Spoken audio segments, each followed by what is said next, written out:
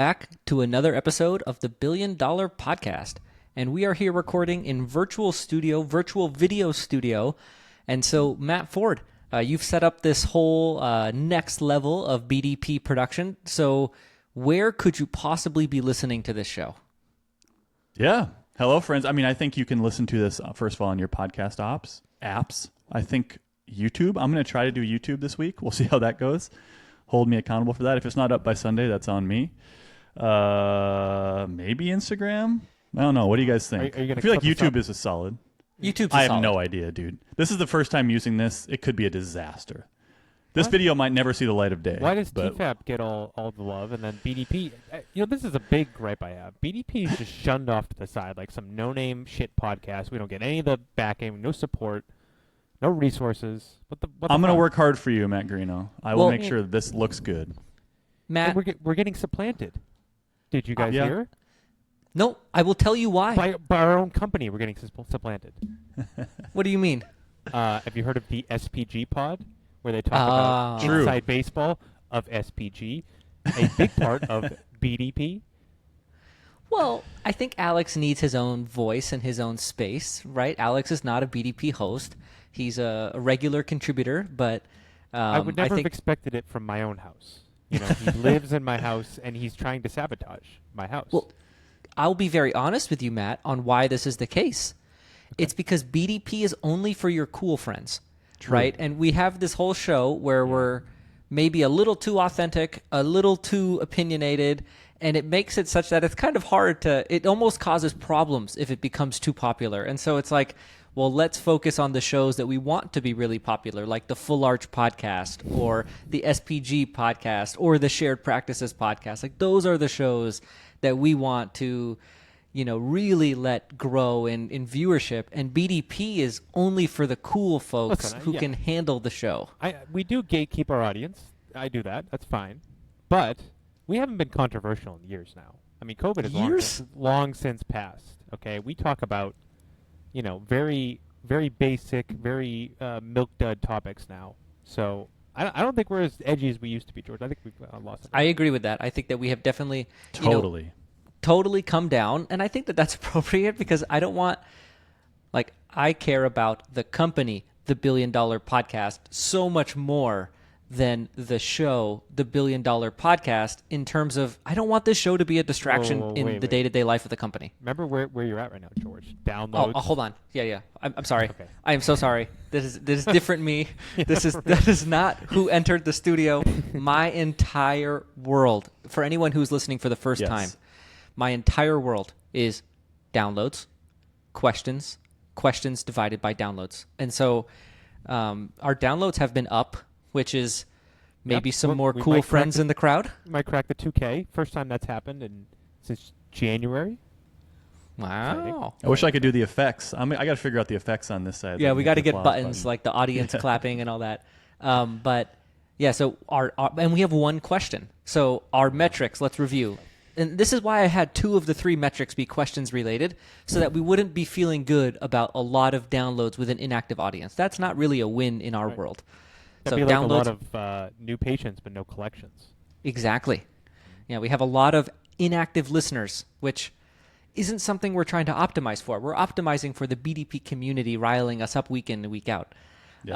And so we have one question, and maybe we'll get to that question now. But first, I want to just do a little tidbit. So this is on video, and something that I've heard very recently is beards are bad for video. If you didn't know this, I didn't know this is fresh off of like who told you long. So we have 2 different video TV infomercials. One with Austin, one with me.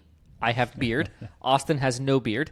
No beard performs much better than beard, and that is very well known in the industry. Apparently, that's like common knowledge. Yeah. Huh. Are you not as trustworthy when you have a beard? It's hit or miss. So a beard is somebody looks at it and they could instantly not trust you because you have a beard, apparently. This sounds like a little bit of racism here, George. It's some subtle racism. It's more than a little, yeah. I mean, all right. I just want to call a spade here. This seems very derogatory. Yeah. So if you're watching the video version of this now that we're uploading, you would immediately think these guys 3 beards, One, I'd probably have the thickest, and then I would say the Matts have various levels of shades of beard here. Matt has like half of his face he can't grow hair, so he's Yeah, inherently splotchy. This is So- perfect for video. You can see this. You know, we're going out of our way to make this only the cool folks who are willing to withstand all of the controversy, the facial hair, all of the things that would deter people. They continue to show up. And so let's hear from our bdppod.com submission, Tony Disler from Louisville. You want to read it or you want me to? No, I want you to read it. Oh my Before we goodness, get what into am I doing? Before we get into the question, I've now just made a decision. I Okay. am determined to be the highest downloads and questions of any podcast related to SP. Oh, that's Wow. such a tough goal. I want the #1 spot. I don't know. Oh, I think brutal. it's doable. This is, I mean, we're doing the video, we're doing the clips, the Instagram, Yeah. the YouTube. Like, we have a shot here. Let's. I Once would you rather actually- us optimize for the questions than the downloads. Downloads just sounds like a headache. This is like, why we're co-hosts, George. We strengths and weaknesses. You know, that would I'll go for require this goal. 10 times more listeners. Yep. That's a lot of people listening to BDP. Let's do it, man. Oh. All right, let's hear from Tony. Okay, our friend Tony. Tony, strong candidate for Listener of the Year. He's kind of carrying the show in the last couple of weeks. But Tony said, "It is interesting to see how you all focus on different aspects of growing your practices through a business lens. The most recent episode, you all discussed the role of hiring outside consultancy to lower EBITDA exposure. Although I'm not close to selling, it had me wondering, aside from EBITDA, by the way, you don't have to be close to selling for that to be a Wait, good close to idea, selling. but- Say his age here, because that's a very important point to a mid-30s. conversation. Okay. Mid-30s. Had me wondering, aside from EBITDA, what metrics would you all most value in acquiring a hypothetical GP practice? For me, it would be, okay, I'm speaking for Tony. For me, it would be new patient flow, a proxy for market saturation, number of hygienists, and percentage of hygiene of gross office production. And lastly, the number of specialty procedures not offered. Is there a collections number that is a no-go? Imagine anything sub 1.1 or 1.2 million would not leave much meat on the bone for a DSO acquisition. Hope this helps your question to download ratios, George, our friend Tony Disler, Louisville, Kentucky. Tony. Kentucky. You are the reason why the downloads ratio is not 0. Yeah. So Yeah. It's big. thank you so much, Tony, for your submission. And this reminds me of like when you go to a really nice restaurant and they give you very little food for a 3-hour meal. It's like you need to savor every bite. And so we have one question. Yeah. And so we need to stretch this for as much time as possible. And so I'm going to take this question in 4 parts. Oh, nice. And I think it's going to be a 4-part discussion so that we can really have a 4-course meal of our one question that is submitted on BDP. Leave people very underwhelmed afterwards. So there's the first thing that I really want to talk about, which is most recent, you all discussed the role of hiring outside consultancy to lower EBITDA exposure. So let's rehash a little bit of this conversation. Matt Ford, you're here for the first time. Yeah. Matt and I had this conversation last week. So what were your thoughts on what we said on air? And then I guess to readdress, because for me, I just want to like add a little clarification. I think that the way it's written is a little misleading. Yeah, I remember I was with you guys, or maybe I can't remember who exactly had the epiphany of all of us, but we all kind of like someone had the epiphany when we were all together saying, oh, that's why these companies hire Yeah. these kind of I think that people. was And Austin.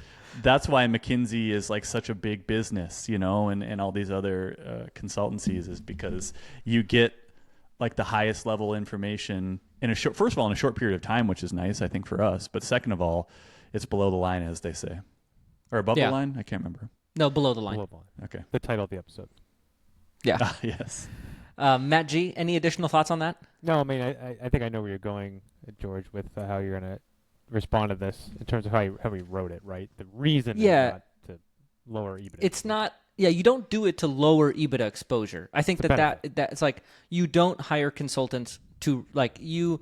So I use the marketing. Actually, I did my first engagement. So the marketing consultancy that we're working with, there's a 3-part engagement, and we just did the first part of it, and like I'm blown away, and I feel like it's the equivalent of hiring a super experienced, really savvy chief marketing officer to come into your business and give you like a ton of strategy to help you out without you having to make that hire.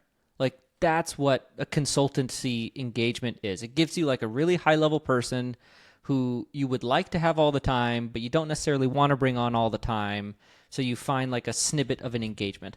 And so there's 2 reasons why you do this. Like one is to help the business, right? So it's like, I think that's where this question, the way it's written, it's like you don't hire consultants to like lower EBITDA exposure. You hire consultants to improve the business. It's just there's two ways of doing that. You hire a full-time person or you hire a consultant. And a consultant, you have the advantage of it not being a recurring operating cost versus a person in your business is a recurring operating cost.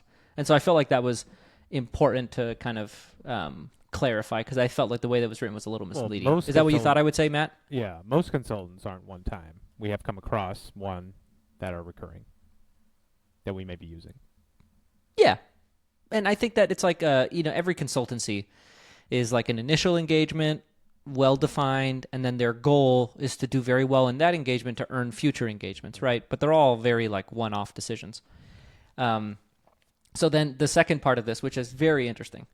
Although I am not close to selling, and then in parentheses, it says entering my mid-30s, it had me wondering. And I think that this is the second piece to chew on. And in my opinion, I think that the comment, I am not close to selling, and then mentioning the fact that you're in your mid-30s, I think that that is an old-fashioned concept. Yeah, it's a little out of touch, in my opinion, to like the modern-day DSO world. And I'm curious to hear your guys' thoughts on this. Like one thing that I think has shocked me the most about consolidation is when we were in dental school, it was like, oh, the older dentists are selling to DSOs because they pay more than private dentists. They work back for a couple of years, and like that's kind of, their trajectory. And I'll use Glenn Vo as like a very tangible example of, he has like the Nifty Thrifty page. He has his practice in Dallas, and like he started kind of, at least from my perspective, like a different mindset, which is like he joined a DSO young for the purpose of being a part of a DSO for a long time. And like he's like, I have no intention of stopping. I want to continue to practice. I want to continue to operate my practice. He's like, but this is just the way I choose to do it moving forward. And I think that trend is, if you look at like the average age of a doctor in DSOs, it's coming down a lot. Definitely. And these aren't doctors who are looking to leave. They're looking to be a part of a DSO long term. And I think that has been, for me, the larger shift that I feel this question makes me want to discuss if we're going to take it in 4 parts. Like, I think that this is worthy of a discussion. Well, so I'm curious. The question that comes to mind when you say that, George, is what point of your practice is most strategic to look for a DSO affiliation? Like, how built up do you want it to be? Is there like a sweet spot, or do you just want to get as big as possible and then join one? Yeah, so I think that's a really good question, right? And if you look at, so one thing that's really hard when you're operating a DSO is giving your doctors a very, very, very tangible idea of the expected growth rate of their ownership of the platform, right? But one thing that is like, I think a very published number is like 20% per year, right? I think that's like, very published industry. DSOs will tell their doctors that type of number. And, for like a younger growing DSO, older ones, like the top 3, probably don't have that type of growth in them year over year. They might have like more like 11%. But and if you say growth, you mean the value of the equity in the DSO is growing? Yeah. So a certain, like, if you have $1 million in DSO shares, then theoretically speaking, if that DSO is growing at a rate of 20% per year, then that share value should grow at roughly the same rate. And so, I think the sweet spot is when you've reached the point where you can't beat those returns, then mathematically it starts to lean towards, getting involved. What does that look like in numbers? Because it doesn't, it's not correlated to 20% of growth in your practice every year. Because they're not, these DSOs aren't growing 20% a year. The value of their shares are growing 20% a year, which is different. Like maybe they're getting a higher multiple when they're hitting higher EBITDA year over year. You know what I'm trying to say? Yeah, I just think that's putting more complexity than's needed. I think it's really like, at the end of the day, I think the location number of a DSO is very proportional to its value. So it's like, if you have twice as many locations, you're likely going to be twice as valuable. If you have 3 times as many locations, you're likely to be like roughly 3 times as valuable. I think that's like a simpler way for dentists to think about it. I think once you start playing the financial engineering game of multiples and like, all of that, I think it can get really confusing really fast. And also it's very uncertain and it's very dependent on market conditions. So if you weren't growing over 20%, you would at least take a pause and consider what it would look like to affiliate. So I think there's a first fundamental in dentistry, which is, like, in my opinion, the consolidation is happening very similar to banking. I think that's like the best comp I've seen and that has most aligned with my perspective on it.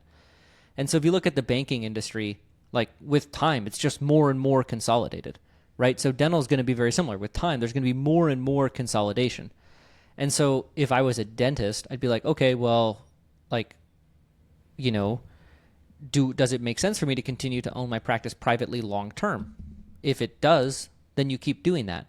But if it doesn't, then you're like, okay, well, which DSO do I want to hitch my wagon to, and which shares do I want to own, and how fast are they expected to grow versus how fast is my practice expecting to grow, and could I trade my practice level equity for platform level equity that would then appreciate, and in 10 years I would be in a better position owning that piece of the platform for 10 years than I would have been if I had privately owned my practice for 10 years. So that's like the math that I think a private dentist should be doing. I have a question to Matt here, because you've at least entertained these talks years ago. Yeah. How much is the track of the DSO and the projected equity growth a part of the pitch that they give you versus just the evaluation of your office at that moment in time?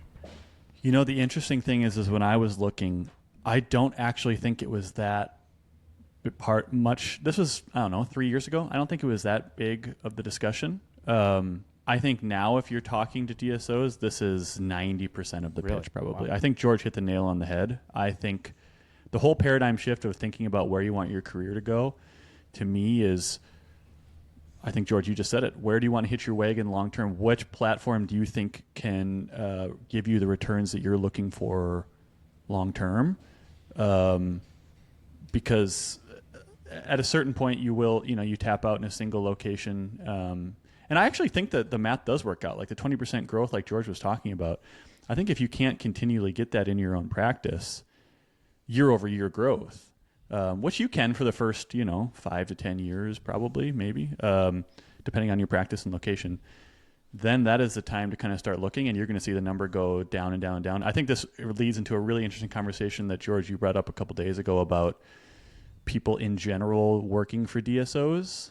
And I know you want to expand on that a little bit, but I think that's a natural progression, because it's crazy how fast this has turned. Like all of us saw this. I mean, the whole impetus for this company was 3 years ago. We saw this consolidation. You guys have heard the story a million times of why this company came together, but like, we were all private dentists. We saw it was happening. We wanted to create the platform that we felt like could be the best platform in dentistry, and we wanted to bring our doctors along to be able to share in the benefits of that. And that is the whole reason why we started this, and I feel like that's only going to intensify more and more going forward. Yeah, and I think there's this idea of like, it's like, do I operate on my own or do I join a platform? And it's like, spade a spade. Each year that passes, more and more dentists will be a part of a DSO, and less Yes. dentists will be operating on their own, right? And so it's like the idea that it's between is it between owning my own practice or working with the DSO? It's like, yes, that is like the core decision, but then there's like a supplemental underlying decision of like which DSO is really important, and if I use the 10x test. I think a 10x test is like a very good, easy way to figure out the type of growth potential a DSO has. And you would say, how hard is it for the value of these shares to go up by 10 times? And so in our side, we have 37 locations, right? So if we had 10x number of locations, we'd have 370. So you say, okay, how feasible is that? Versus if you go to, you pick the 1,400 location DSO, maybe leading DSO 1, top 2, 3, and you're like, maybe I'll sell to them. It's like, well, for them to 10x, they have to go to 14,000 locations. And so you're like, what's the better outcome for me? Somebody going from 37 to 370 or somebody going from 1,400 to 14,000?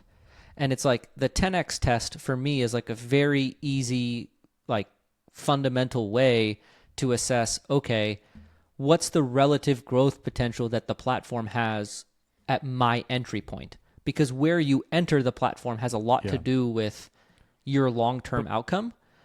Wouldn't one of the top three have the advantage of being more stable, and perhaps you could, they're a safer bet, like a bond over a more risky stock? Yeah, it's a bond over a stock, totally. And I think that when dentists are selling their practices, they're very focused on the liquidity outcome right away, or the valuation, or the multiple, right? And it's like it's like price and terms, right? It's like they're very focused on price, but they're not necessarily as focused on the nuance of the terms. And, if you make the assumption that most dentists will be a part of a DSO, then the next question is, it really depends which DSO and at what point in the DSO's life are you joining them. And I think that there's pros and cons. Like Matt said, if you go to the 1,400 location DSO, they're much more buttoned up in their everything. And if you come to us, we're much more iterative. And we're much more malleable, and we're still growing and changing. And so, there's pros and cons. There's the high growth, high risk, and then there's the lower growth rate, less risk, probably more secure option. And I think that that's where it's not just, is it just me by myself forever versus me as a part of a platform? It's really just like, is it me by myself forever, the old-fashioned way? Or is it me as a part of a platform? And then which platform? The 10x test, the stock over time, the value of their shares compared to the value of your practice over time. Like all of that becomes very interesting. And so I do think that this question saying, although I am not close to selling, entering my mid-30s, it had me wondering. And I think my response to that is, you'd be shocked at how many dentists in their 30s are currently selling their practices to DSOs for the purpose of, changing up their paradigm to be a part of a platform as opposed to, owning their own practice. And we see that now. But I don't think if we hadn't done this experience, we wouldn't have seen why that is such a popular, and I think I use the word entropy. I think all the entropy is going in that direction. All of the monetary momentum is going in that direction. Well, and I think too, George, you keep on saying this word platform, and we've said it a bunch of times on the show. One thing that I think we've learned in this process is that so the whole reason why we talk about platform is the platform is what people are buying at this stage, right? And especially when you get to the size that we're at or even smaller. They're not looking for dental practices with dental practice operators that can do dentistry. I mean, they are. Well, they are. At the end of the day, they're looking for a platform that they feel like they can invest in, and that platform can grow, with minimal help from potentially the investor and stuff. I think the platform is something we found is vitally important that maybe I didn't know going into this whole process. So, Matt, anything to add before we move on from the second part of the four-part question? No, George, remember, 4-course meal. Take your time. 4-course meal. We're taking it slow and easy. So I have another question. How much does runway play into this? And now I'm talking about how DSOs are evaluating offices. So thinking about, Matt, your old office, Del Rapids, moved into 11, 13 op practice down the road. Where along that trajectory would it be smart for a dentist to look to sell to a DSO? Would it be, like how good built question. up should it be? I actually don't think runway matters in a one-off practice sale or 2 practices, or like my group, I had 4 practices. I don't think they give a crap about runway. I think maybe I could have gotten 0.2% of EBITDA more or something if they saw this huge growth potential, but they don't do that. So by that logic, we know, we talk to these guys. They're not looking for growth. They want to just maintain status quo and flip it, right? They don't give a crap about that. For us at our size, people care a lot about runway. That's going to be a lot of the pitch when we start talking to people. Well, we're a de novo platform. It's totally different. So George, right. I mean, you teach about growing mega groups, right? So then, given that information, wouldn't it make more sense to have the mega group more established and more built out than offloading earlier? Yeah, so I think that there's an evolution of a dental practice, in the modern day where it's like early on in their life, I think they need an entrepreneur driving it, right? But then once the practice gets to a specific size and a specific amount of on-site infrastructure, then it's like the entrepreneur doesn't have as much value to the practice. It's more about stability at that point. Like they just need stable doctors, time, routine maintenance, but they don't need like a lot of energy driving growth. I think that's the natural time to evaluate whether you hold long term or you sell. And I think a mega group is very different.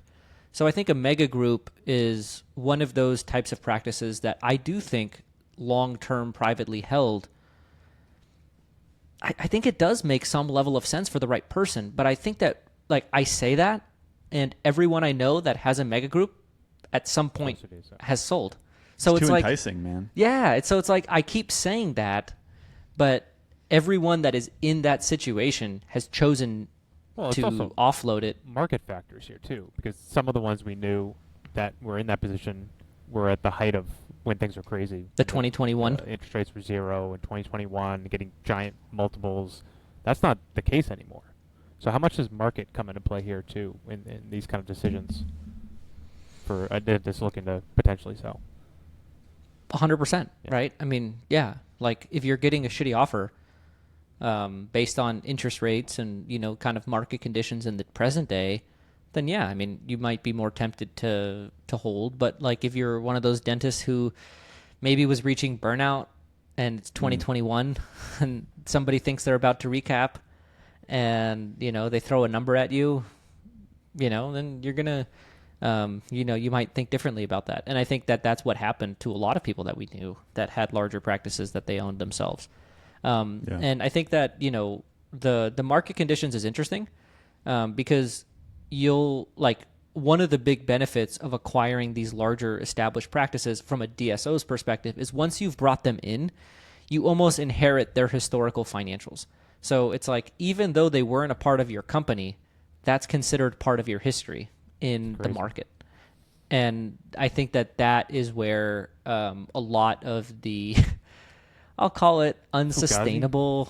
Yeah, like the little, like that's a little probably not the best way of handling a situation from like a business fundamentals perspective.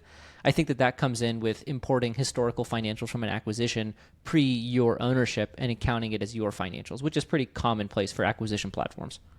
And that exact thing is what got some of the companies in our space that were acquisition based in the denture and implant space in huge trouble. Totally. We've known this for a while that it doesn't make a whole lot of sense to acquire a denture and implant practice, but they were buying these huge practices.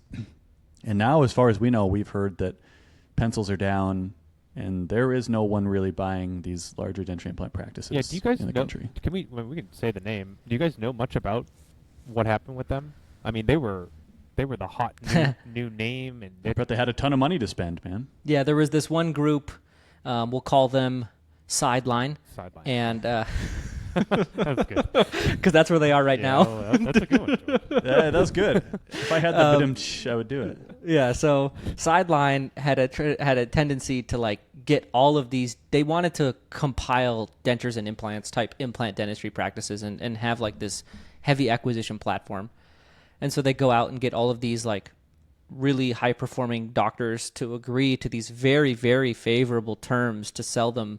And then they sign these letters of intent and nothing happens. Like they hold it for a long time. They string those people along and now they're not buying anything. And all those deals fell through. And I think, I do think that there's a trend in dentistry that I've noticed. Every time we've been like, oh, that's unsustainable behavior, us dental practice management nerds, we're like, that's a bad decision for a PE firm to do. They've smartened up with time. Oh, yeah. They will do the dumb things, but then at some point, like they've done the dumb thing and then they're like, oh, okay. And then like the whole industry kind of learns that like you can't do that. And then the money smartens a little bit. And I do feel like since 2021 to 2024, the acquisition of existing surgery practices is like totally a different market now because they've learned that like once you acquire the practice, like the EBITDA is very volatile in those types of businesses. So you're not really buying like, it's like a GP EBITDA, totally different story. GP EBITDA, is replicatable in the future more or less by a corporate can handle that. Dentures and implants, our line of business isn't so easy. You need a platform that's very well run, specialized towards this to have repeatable results. You can't really buy one-off locations and expect to repeat them. And I think that they had to smarten up in that way, where they probably missed on that. Some smart money or some money missed on that. And then, I think people are starting to learn that that's not really the way to grow. But then you still have people doing it. Well, I mean, there's also the other group. You can call them expensive. And they forayed into this arena, right? Did a very similar thing to Sideline and has had kind of a similar result. I mean, they went through with several of their deals, but now I've heard that they aren't going so well operationally. Yeah, but I think that company, they have like 700 locations, right? So no, expensive doesn't have that many. Really? Yeah. They've 500 or less? 500 or less. 350, I thought. Maybe, yeah, but they're all, they're all specialized in the removable full mouth space.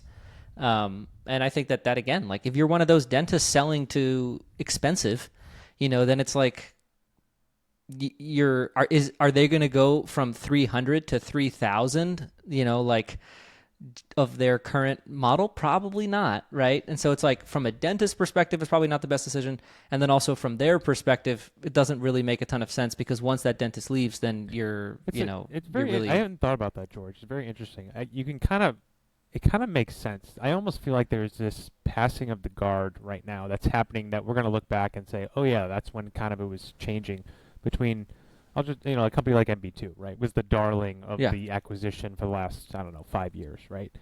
There's going to be others that are kind of supplant totally, and it's probably already happening. And we're not in the acquisition game that we don't super abreast of this. But. Well, we all had it's so. What I find really interesting is like I'll talk about when I was a second-year dental student, I met this individual who was like second year out of school, who taught me how to analyze acquisitions very, very well. You guys know who I'm talking about. This individual, at the time that I met him, they had 3 locations. Him and a partner had 3 locations. Now they have 89. And it's like, that's just been somebody that I knew for a long time, that I've watched grow through the levels of DSO kind of stay regional and sell out, honestly. I thought that was their end. Yeah. Definitely not. And, they've done very well for themselves. So it's funny when you, like, I was a second year dental student. This individual was 2 years out of school. They had 3 locations. I was a nerdy student. And now we're sitting here with 30 some odd locations, and a lot of us know him. And then he has the 89 locations. And Alex met with him and talked to him. And one of the things he said, he's like, yeah, I mean, I'm competing with MB2 on deals, and I'm beating them because my equity program is better. And that's my unique selling proposition to doctors. And so, I think that there's always going to be in every arena, like when there's a dominant player in the space, there's always going to be those smaller, more nimble, more innovative platforms that are going to try and take their lunch.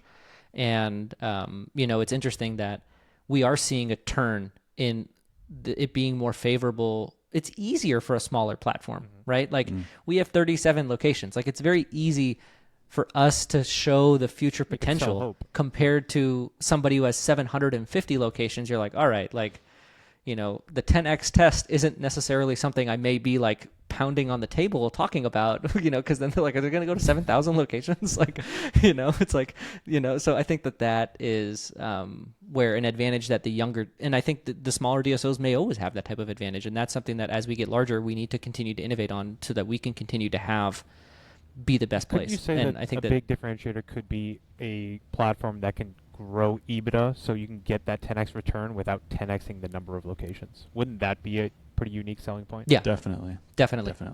That doesn't exist right now in the space. It doesn't exist, and obviously a lot harder to do than just buying more. But I feel like that's a big opportunity. And so that brings us to the next part of the question, which is, aside from EBITDA, what metrics would you all most value when acquiring a hypothetical GP practice?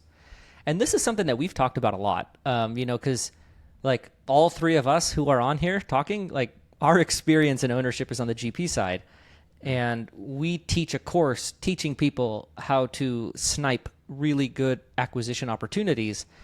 And so we feel like we have this as a core competency that we don't get to use on the DSO side. And so, at least in my head, like acquisitions of hypothetical GP practices, I think looking at EBITDA as your like gold star metric, I think you're already missing it. Like you need to be looking at patient flow and existing patient base, overdue recare base, new patient flow. Like those are the things. The first number they're going to look at is EBITDA. These yeah. groups. Totally. I mean, they're just looking to, they have an EBITDA acquisition goal. This year, we want to add 20 million in EBITDA, right? And so then they go look at an acquisition opportunity. They're like, all right, it is this much in EBITDA. Perfect. That gets us X amount towards our goal of 20 million this calendar year of added EBITDA. Great. And so like, that's the current way of doing things. And from our perspective, we view the revenue of locations as more malleable than maybe our competitors do. So we're looking at it as like, okay, what can happen to the top line if we entered into this location, operated our philosophy, like we could grow the top line. And then the EBITDA in the current day, we view as less relevant than, maybe our competitors. And I think that is the biggest area where your competitors are going to be looking at the majority of DSOs, our competitors are going to be looking at your EBITDA. We are going to be looking more at the intrinsic value of the practice, which I believe lies very firmly in the patient base, the location, the demographics, like all the things that you cannot change that are existing about the location that are not due to historical performance, like the true internal value. That's what we're going to be assessing. And of course, EBITDA is the way that things are valued. So like it will be valued on EBITDA, but we're going to look at what is the financial value versus what is the true value that we see internally. And there's going to be some opportunities that we're going to feel like the financial value is way higher than the true value. And then there's going to be other ones where the financial value is way lower than the true value. And so that's kind of how we would be looking at it, which is what the question's asking. But again, I don't think you should ask us what we're looking at because I think we would do this very differently than everyone else. I mean, even the smaller groups we know they have a minimum EBITDA that they need, and it's not small. Yeah. Like they need that 2 to 3 million collections, 500K plus EBITDA. They're not going to be going for anything that we would see the value in. Very dental Moneyball is kind of our philosophy when it comes to this theoretical acquiring of offices. For me, it's, like if I could boil it down to one metric, it'd be active patients. Like if you ask me one thing, if I could know one thing about a practice, decide if I'm interested, it'd probably be active patients would be number one. I had an interesting talk at ABPO this last time, George, about EBITDA. And I tried to nail home the fact that EBITDA is, like you said, is purely an evaluation metric, right? It's not something. I told people use it to find a great deal, or use it to find a deal that, or find out that a deal is really bad from a price perspective. But other than that, that's where the value lies. Everything else is quantitative as far as what the practice has to offer. Yeah, and for Tony, he said it would be new patient flow, number of hygienists, percent of hygiene of gross office production, and lastly, the number of specialty procedures not offered. And I think that's much more of like a dental entrepreneur's perspective on that. This is like a new owner-operator evaluation. That's an SP guy. Yeah. It's got to be an SP guy. That's like, I'm going to walk in there and do that dentistry and make that money. That's how I'm looking at it. And I think we have a slightly different, more enterprise view, but very similar in concept. And so then, Matt, this is to your next point, the last part of the question, which is there a collections number that is a no-go? Imagine anything sub 1 million to 1.2 would not leave much meat on the bone for a DSO acquisition. Oh, yeah. Raise that. And it's got to be way higher than that. Yeah. Yeah. So what is the collections floor for a DSO acquisition? 2 million? 2 million. Really? Yeah. Interesting. Maybe they'll make an exception for a really high EBITDA 1.7 office. Yeah. And I think that I agree with that. I think DSOs, and at least on my end, like, as somebody who absentee, not absentee, but DSO-wide operates, the last thing you want is a one doctor GP office. Like, that is just like that's purgatory. Like, it is just, that is not what you want your organization to be chock full of. You only have about 33 of those, George. 34. No, we have one doctor specialty offices, right? Very different than one doctor. Like, you have a one doctor who is all day checking for 1 or 2 hygienists, doing crowns, fillings. Like, that's not really the core of where, like, I think I got a question at Dr. Retreat saying, like, are you guys trying to be the biggest? It's like, no, not really. Like, I think that game that's not a game to win. That's not a game to shoot for. So far behind. It's like, so far behind. yeah, I mean, like, it's like, that's not really our world. Like, I think for me, quality is important. Like, quality of practice divided by number of practices, or, quality could be so many different ways. But, like, the one doctor GP office doing 1 to 1.2 million per year with, like, the 5 or 6 person team, like, that really does not pass the quality test of, like, I would rather, if our central team is going to be focused on one practice and supporting that one practice, like, I'd rather them supporting a different office than that office. And so, I think, Tony, you're going to have a lot of people that might have that perspective. Like, yeah, I think Heartland is like the only one that's like wanting those types of, like, it's like the one dentist office is like, they do a ton of that, but I really feel like 2 dentists is the minimum for it to be interesting from a, like, more absentee perspective. Yeah, so for dentists buying offices, they'll never have DSO competition if they stay in that range of collections. Yeah. Well, it's interesting because there is this one platform I saw, and it was the only time that I'd seen someone somewhat copy our strategy. This guy is purposefully going for these types of opportunities. I saw that too. I forget the name of it. In the southeast, maybe? Yeah. I thought it was northeast. Maybe. But I could be wrong. But yeah, there was this one DSO that I looked at that. I'm like, nice. We get a breath. That's it's some fresh air, right? Like some innovation here. And it's like, there's plenty of diamonds in the rough of these, like underperforming less than 1.5 million in collections offices, but they require a lot of early on. They're going to require a lot of direct central team time. Yeah. Like they're not. Would you think you'd see more of those type of groups looking for those smaller when lending gets harder, interest rates remain high? Like, is this going to flip now to be a little bit more people looking in this range? Well, I think, as consolidation continues, right? And I think everyone's like, oh, when will consolidation end? And my argument is it'll never end, right? So it's like, as we continue to defragment the dental industry over time, I think people are going to have to continue to find new edges to make themselves different. And so that's going to go in 2 ways, right? Consumer-centric, doctor-centric.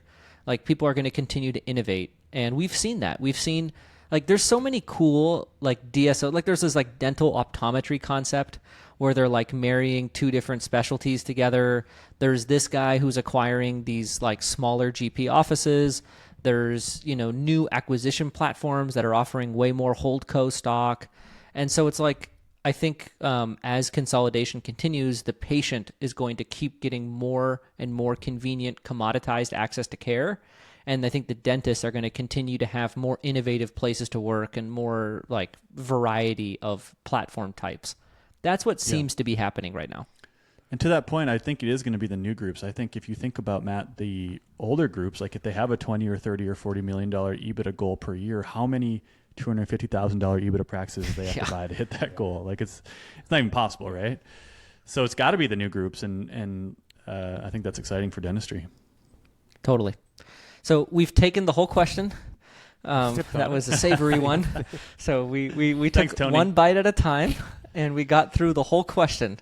So thank you, Tony, for the submission, the only submission on bdppod.com this week. I'm stuffed. I don't know about you guys, but yeah, that was a heavy question. I'm ready for the check. So I guess, where this puts us, and I'm curious to hear your thoughts. I guess, what are your, I don't want to say takeaways from the conversation, but I think, there's this, I think dentists do not yet understand, in my opinion, the fact that, like, most of them are going to be a part of a DSO, right? Like, I think that is, and being a part of a DSO has its challenges. I think we've learned, like, we've entered this very much wanting to build the place that we would want to work. And as we've gone through that of scaling departments and managing central costs and, like, doing this whole thing, we realized that this is a very challenging road. Starting and operating and growing a DSO operating a dental practice, and I apologize if this is offensive, to us seems easy. Like it just is like riding a bike to me. It's second nature. I know what to do in what situations. I kind of know the playbook. But then once you grow in the enterprise-wide way, it gets so much harder and way more complex. And all the things that, you started maybe disliking about DSOs, or you didn't want to be like them, you realize that there are some things that are fundamental to the business, and then there's other things that are not. And I think that the first fundamentals, I've learned them with time, and some of them were things that I wanted to resist. And so I'm curious, what are your just general kind of thoughts around that? Like, your idea of what a DSO was when we started versus kind of like your more informed idea multiple years later.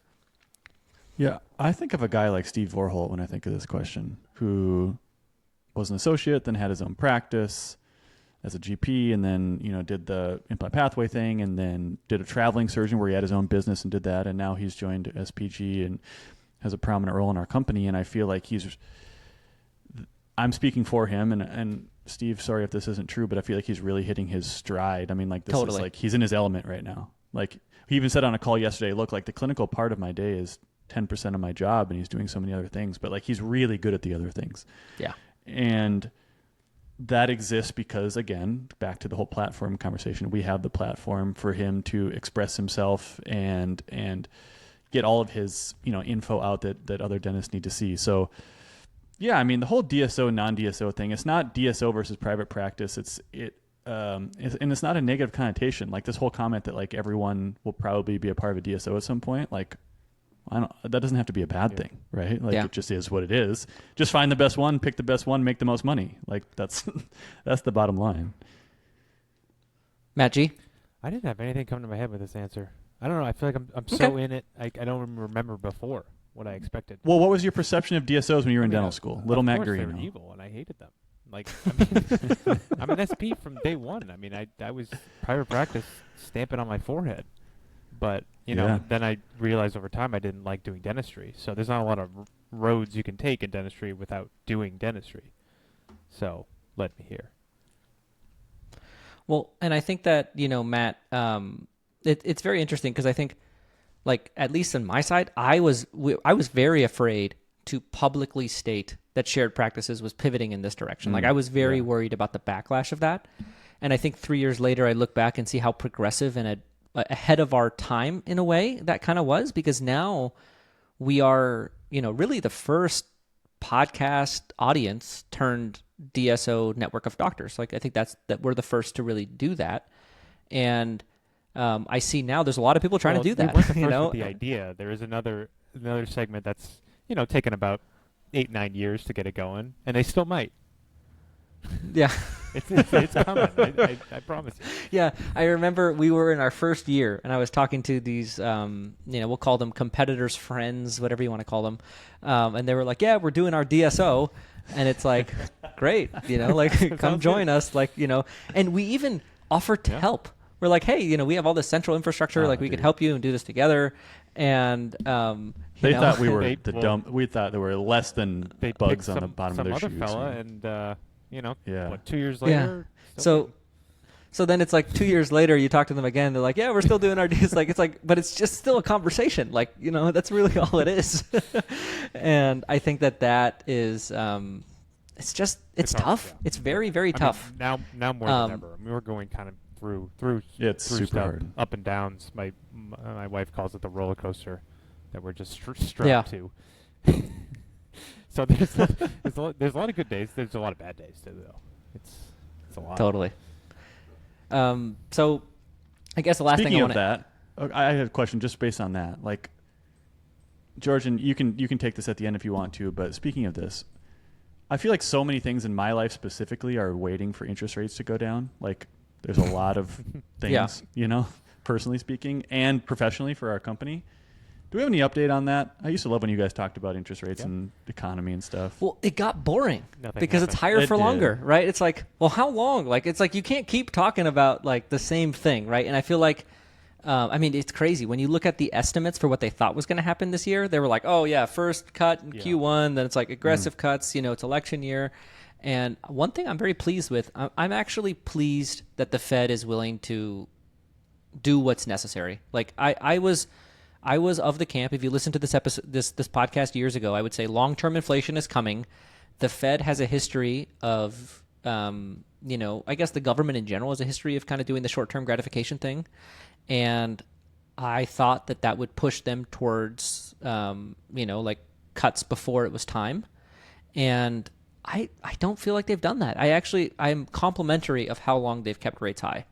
And I know that it's funny. Like it's so funny when the politicians say something that, in my opinion, they know is a lie.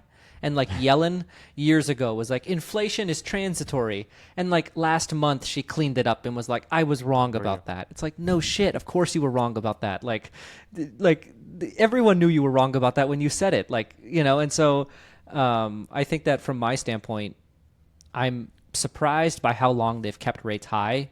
And I'm pleasantly surprised. So, I think that at some point they will go down. I'm worried about inflation of assets when it goes down. So it'll be very interesting how they bring them down, but higher for longer. Yeah. I mean, that seems to be the tone. That, right? Matt, everything I've read, says 1 to 2 cuts at the end of the year is kind of what most people are expecting. But as George said, they were expecting them in March. They were expecting them in June. Both didn't happen. So... well, there's a lot of hopium out there, right? Like a lot of people want rates to go down. They were addicted to the Kool-Aid back in the day. 0 interest rates. Yeah. Money's flowing. 0 interest rate policy. I kind of like the high interest rates. Let's make the game a little harder. Like let's yeah. It is harder. I like it. That's for so, sure. More realistic here. I kind of want to. There's 2 things I want to talk about. One is I want us to go through kind of some things that are happening in our world. I think that one piece of feedback we've received is like more insight into the day-to-day of things that we're actively working on. And so I kind of want to go through some various projects on that. But then the second thing is you talk about like there's actually a decent amount of I think dental is getting hit. Like dental is not unscathed in this. Like there is bankruptcies. There are PE firms that are holding on to their investments longer than they want to. There's deals unable to exit dental Yeah. investments. Like dental is hurting from the interest rates at a large scale. Like the macro environment is affecting the big players. Yep. And I think that's good. It's like cleansing. It's like anyone who's operating on unsustainable concepts, like Probably get out of hands here, down. and it's like, yeah. The shore's going back in. You gotta. Yeah. It's so sad. We have one of our competitors is laying off people on the central team, and you never like to hear that. That's terrible. I mean, those are people's jobs. to hear. So let's be respectful. Yeah, I agree. This is why this is only your cool friends. Sideline, expensive, laying off central team. Those are 3 of our competitors. I like that our competitors are just names of companies, right? They're not like people I actually really know and like actually want to not do well. They're just like these theoretical, well, they're not theoretical. For now. Well, yeah, for now. I mean, things could always change, right? Things change day to day. New things happen. But never going to stop. Did not come this far to just go this far. I have that on my whiteboard just to remind me. Tom Brady phrase. Oh, I love that. I didn't come this far to only go this far. I love that. So I'll tell you, I guess, Matt, do you want to get us started, Matt G, with some things in your world? Day-to-day, kind of what the life of Matt G looks like on a day-to-day? Yeah, I'm like a almost full-time recruiter. So I'm talking to a lot of dentists. Like, we're attracting some really good young dentists. The amount of implant experience they get quick out of school, we're talking like 2022 grads. Even I talked to one 2023 grad who's taken all the CE, taken like hundreds of implants. Like the motor on these surgery docs is really impressive, and it's great that we are a landing spot for a lot of them to at least inquire and many times join, because I don't know, it makes me, not to pat my own back here, but happy that we formed this company, giving them a place to really flourish their surgical skills and do what they're passionate in, and not have to go through all those years of being a GP and hating it, right? So that's a lot of my world these days, talking to them. And I mean, we've talked about Matt's job a ton. That's what's extra in his world, right? I mean, outside of that, you have the chief operating officer functions of the company, right? You have your departments, you have your reports, you have the one-on-ones. Like there's a lot that goes into overseeing a team of reports that Matt oversees that I think he just totally skirted over, which is fine. Well, it's tough but Matt Ford, sorry, before you go, we brought on a recruiter now, and I'm like trying to get her to help in this arena. Not being a dentist though is so hard to have these conversations. Oh, totally. I don't know if I can get her to be fully autonomous with that. It's gonna be tough. Sorry, go ahead, Matt. Yeah, dentist recruiting is a whole different ball of wax, man. For sure.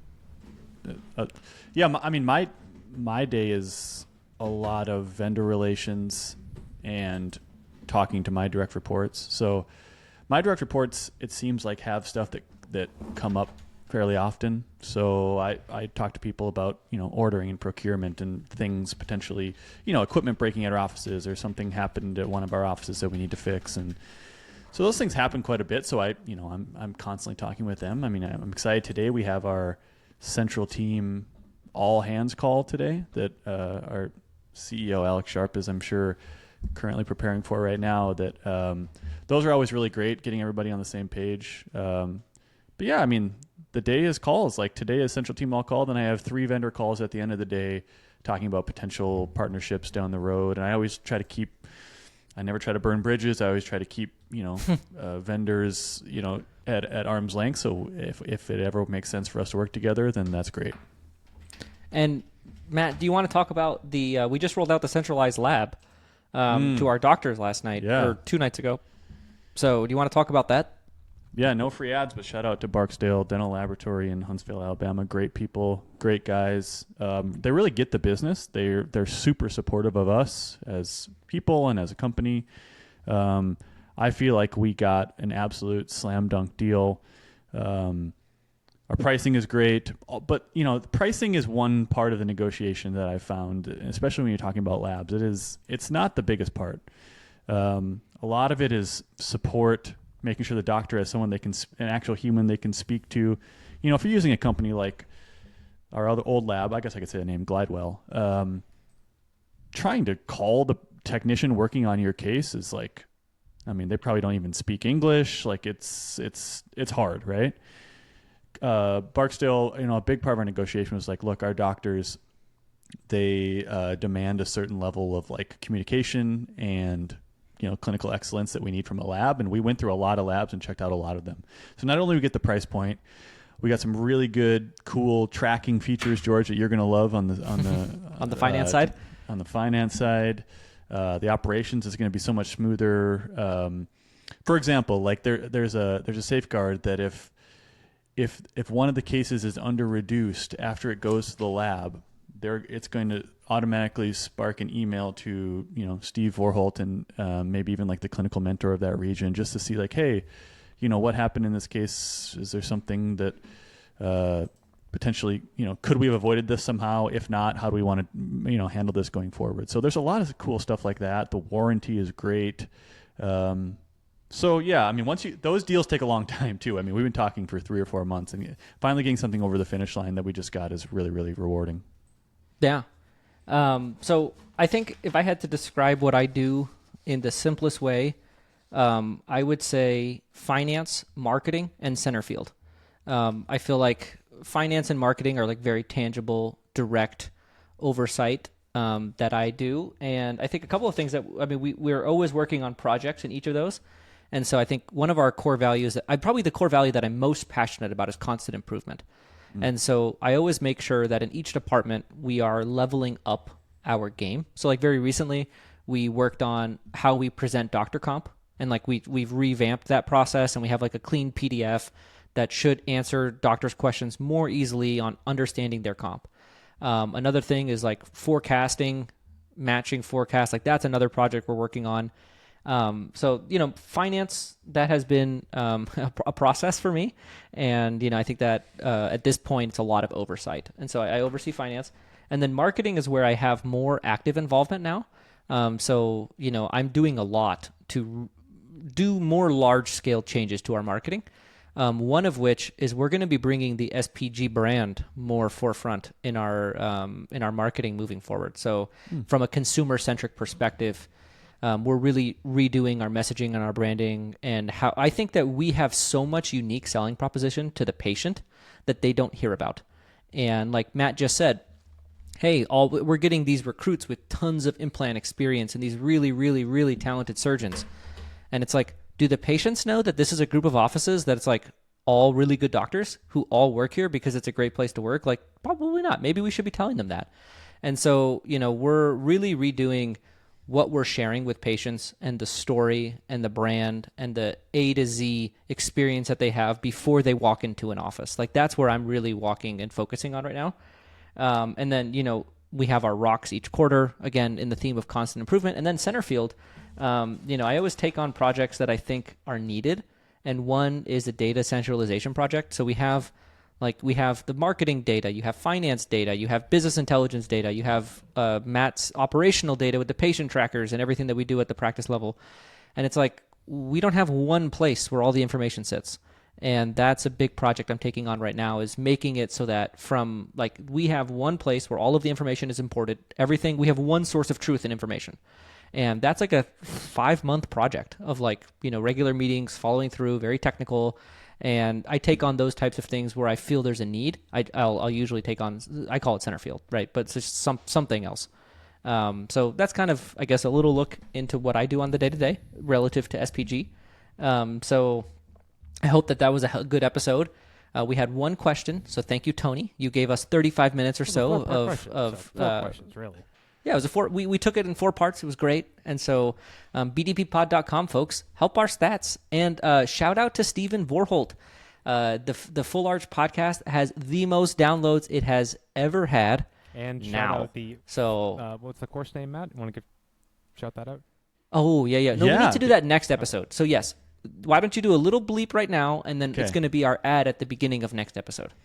By this time, there might not be any tickets on Sunday, to be totally honest. So it's selling out quick. It's the Intro to All on X course. It is an external course for non-SPG doctors.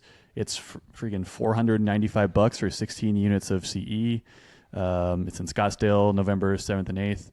If you listen to the Full Arch podcast, there is the link in the Full Arch podcast show notes, so you can sign up for that if there's still seats available. We'd love to see you. All right. We'll see you guys next time on another episode of the $1 Billion Podcast, where that will be our sponsor next week.